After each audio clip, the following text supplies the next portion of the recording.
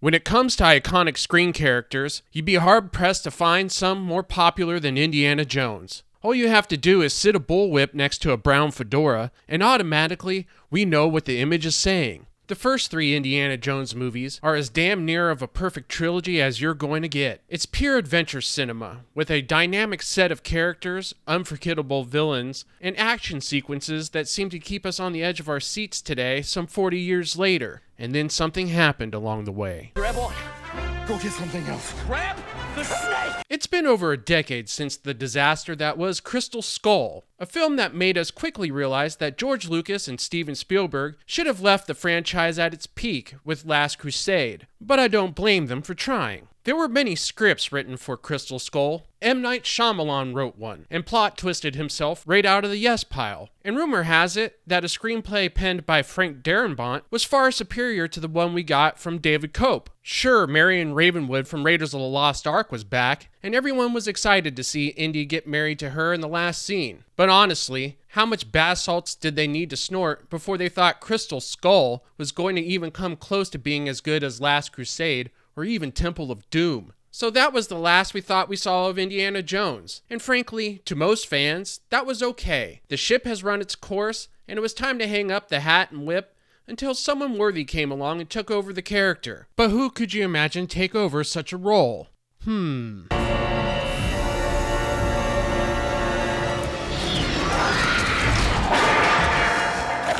Oh well, I'm sure it will come to me later. Crystal Skull was the hiccup in an otherwise pristine franchise, but another kingdom lurked over the horizon, a dark kingdom, and it had other plans. So when Disney announced Indiana Jones and the Dial of Destiny, wait, the Dial of Destiny? Dial of Destiny is the best they came up with. It makes you want to ask, who exactly works at Lucasfilm these days to come up with such a mediocre title?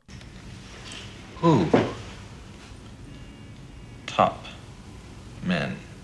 And women and thems and its and theys and zers and zims and z's and zims and yos and yoselves and seriously? This is the best title they them could come up with? Well, if that's the case, it's best now to dial back your expectations. So when Disney announced Indiana Jones and the Dial of Destiny, most fans were reminded of a certain quote from the greatest film of the franchise. Bury something worthless, wait long enough, and it will become valuable. Unfortunately, the newest trailer shows they didn't wait long enough. And the rumors that have been circulating from the past year are beginning to look like a reality with the release of the trailer. And what I can gather is we're going to go back through Indy's past and his adventures and deconstruct them along the way. From the looks of it, we have the Castle Broomwald from The Last Crusade, the giant ball from Raiders, and this right here looks like the set from the end of Raiders, when the Nazis open up the Ark itself. If I'm a gambling man, and I am, this is the scene where Indiana passes the torch to Helena, played by Phoebe Waller-Bridge, before disappearing into the past where Kathleen Kennedy says he belongs, and Helena returns to the present because women are the future.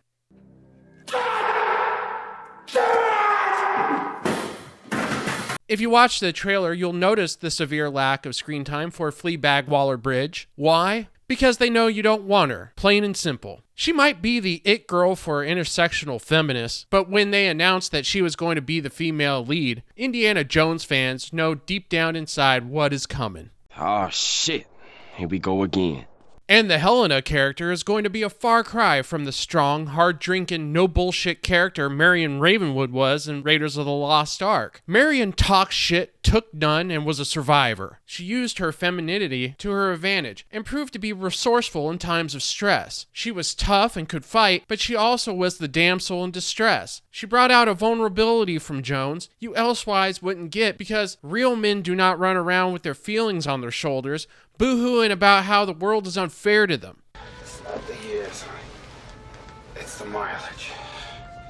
Phoebe Waller-Bridge's Helena Brody will most likely be nothing short of an insufferable girl boss whose struggle amounts to teaching old man Indy that his ways are outdated. Is there nothing more inspiring to an audience than watching a strong female character get the world handed to her on a silver platter? No pain, no suffering, no growth. All of that is the job for the lead toxic male character, and in the end, he must apologize for his existence, shrivel up, and die. And honestly, at this point, if more rumors turn out to be true, Harrison Ford has to take some of the blame for signing off on another character of his that's going to be trampled on, belittled, and made to look like an idiot. He should have read the first 10 pages of what they did to Han Solo in The Force Awakens and run the other direction.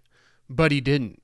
Now he's going along with the deconstruction of all of his adventures as Indiana Jones in order to make room for a character that doesn't deserve it because he's getting a paycheck he doesn't need. Where's your integrity, man? More rumors that seem to be true is a big portion of this movie is old Indy and young Indy fight alongside one another, and the mass audience is going to get a first-hand experience of what it means to reside in the uncanny valley. They've used de-aging tech a few times now, and honestly, there's a creepy vibe each time you watch it. It's like you know you're seeing something that's real and not real at the same time. You can't put your finger on what's wrong, but deep down you know it ain't right. But the true uncanny valley is the gender swapping of legacy characters to fit with modern audiences and sensibilities. Let's count the times this has worked so far, shall we?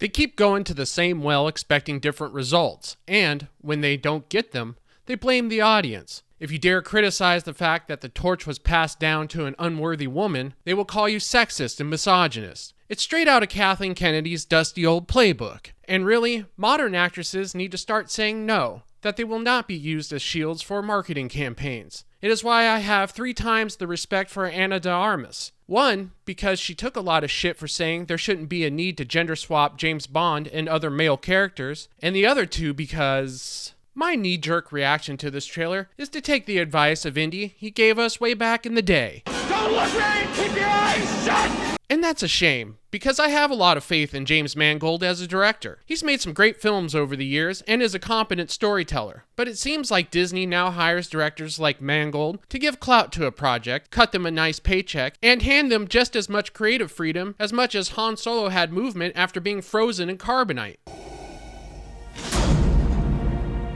They've become directors in name only because Disney will not budge on a creative level. This company only operates by what marketing firms, activists, and woke Twitter demands of them. Well, maybe that last one will change now that a certain genius playboy took over the Blue Bird.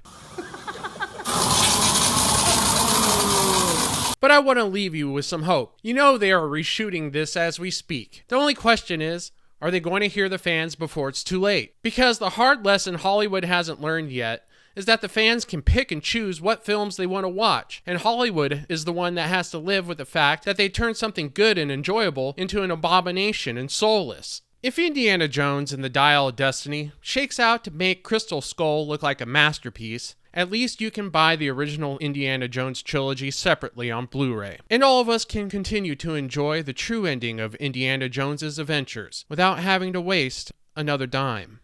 I'm outta here.